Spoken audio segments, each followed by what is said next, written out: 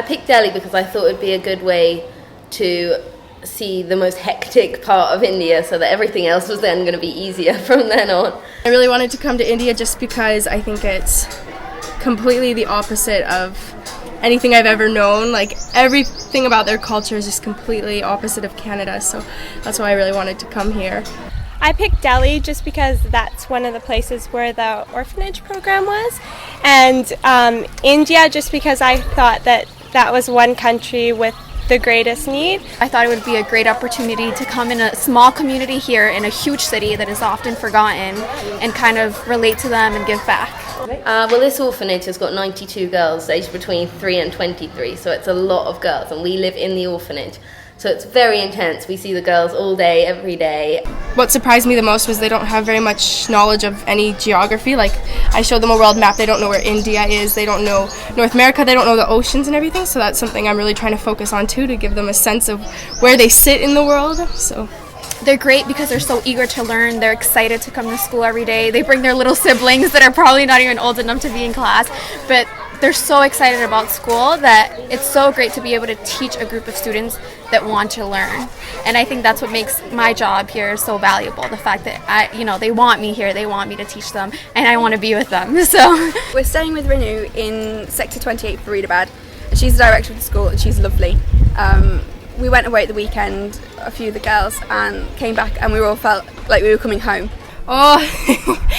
We really love our host family. With the host family, Dr. Prabhat and Shushma, but I call them mom and dad. So we have a great relationship. I love them like if they were my parents. I don't know, to stay in a homestay because you just get that real cultural experience and the Indian perspective. So I think if I wasn't in a host family, I wouldn't be as immersed as I am, and I wouldn't have such a great experience like I am having. So there's markets all around the area, and we can go into Delhi quite easily.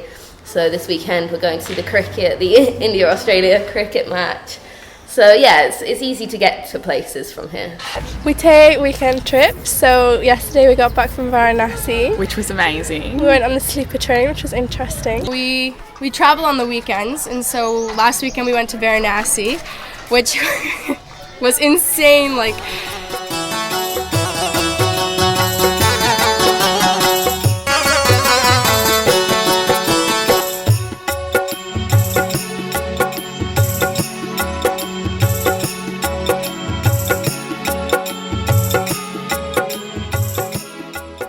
I don't know, I'm gonna miss all of it, I think.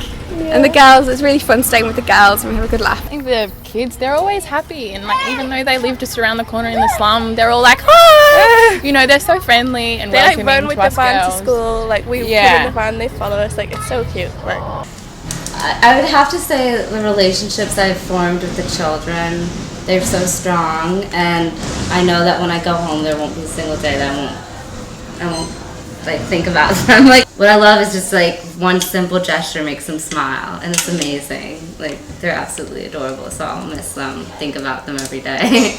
That's a really hard question. I can't even choose one thing. I would obviously miss the children. I've been here for so long now that I'm connected in a sense to them. I know their names.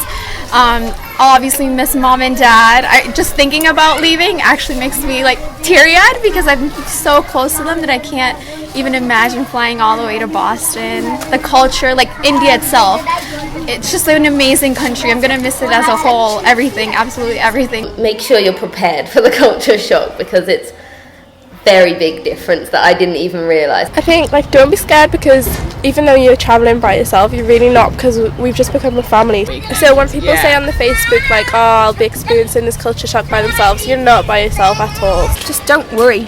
It seems like everyone gets a bit het up or a bit panicked about India and about Delhi especially with everything in the news, but you're taken care of so well. You never see that kind of thing, and it's just a really lovely experience. I think everyone should give it a go and not be scared.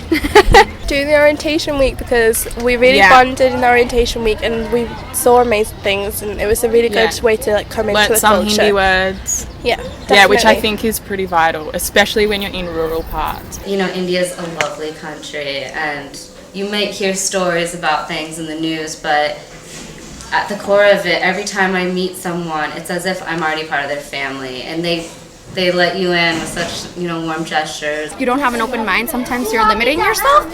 So just came here with like the best of intentions. I kind of just came here on a whim, and the fact that I was open-minded just made me open to so many opportunities, so many experiences. Right now we are having a lot of volunteers, and they have been a tremendous asset to us. The help from the volunteers here has attributed a lot in the growth of Tender Heart.